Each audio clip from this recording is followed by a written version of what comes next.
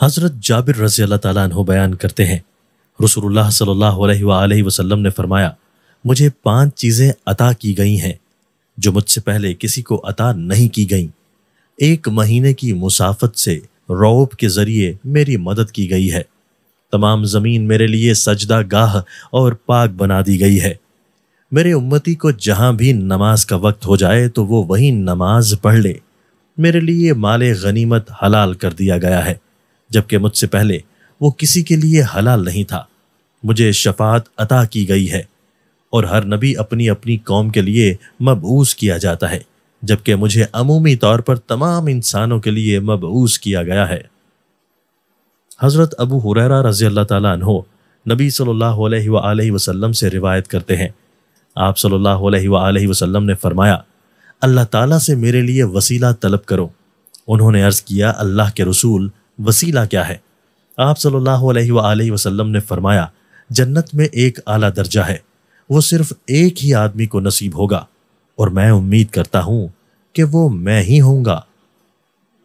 حضرت عائشہ رضی اللہ تعالیٰ عنہا بیان کرتی ہیں، جب بھی رسول اللہ صلی اللہ علیہ وآلہ وسلم کو 2 کاموں میں سے ایک کا اختیار دیا جاتا تو آپ ان دونوں میں سے آسان تر کو اختیار فرماتے تھے، بشرطے کہ وہ گناہ کا کام نہ ہوتا۔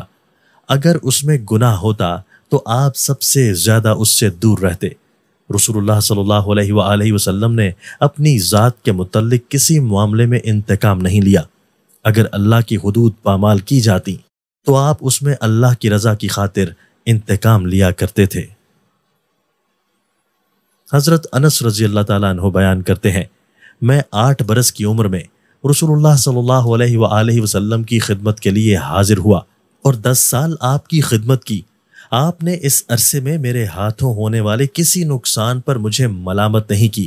اگر آپ کے اہل خانہ میں سے کوئی مجھے ملامت کرتا تو آپ صلی اللہ علیہ وآلہ وسلم فرماتے، اسے چھوڑ دو، کیونکہ جو تقدیر میں لکھ دیا گیا ہے وہ ہو کر رہتا ہے۔ حضرت ابو ہریرہ رضی اللہ تعالیٰ عنہ بیان کرتے ہیں، میں اپنی مشرکہ والدہ کو اسلام کی دعوت پیش کرتا تھا۔ ایک روز میں نے اسے دعوت پیش کی تو اس نے رسول اللہ صلی اللہ علیہ وآلہ وسلم کی شان میں کچھ ایسے الفاظ کہے جو مجھے ناگوار گزرے۔ میں روتا ہوا رسول اللہ صلی اللہ علیہ وآلہ وسلم کی خدمت میں حاضر ہوا اور عرض کیا، اللہ کے رسول، اللہ سے دعا فرمائیں کہ وہ ابو ہریرہ کی والدہ کو ہدایت نصیب فرما دے۔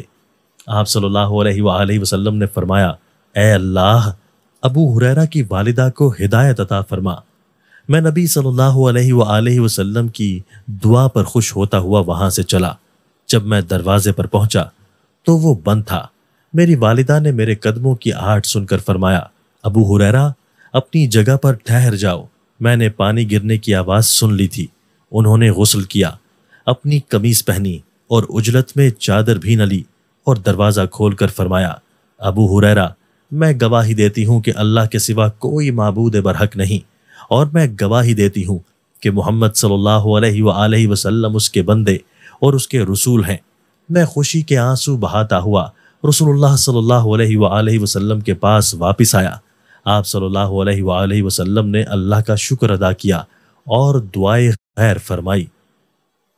حضرت ابو سعید رضی اللہ تعالیٰ عنہ سے مروی ہے کہ رسول اللہ صلی اللہ علیہ وآلہ وسلم نے فرمایا، شیطان نے کہا، تیری عزت کی قسم، جب تک ان کے جسموں میں روح ہوگی میں تیرے بندوں کو گمراہ کرتا رہوں گا۔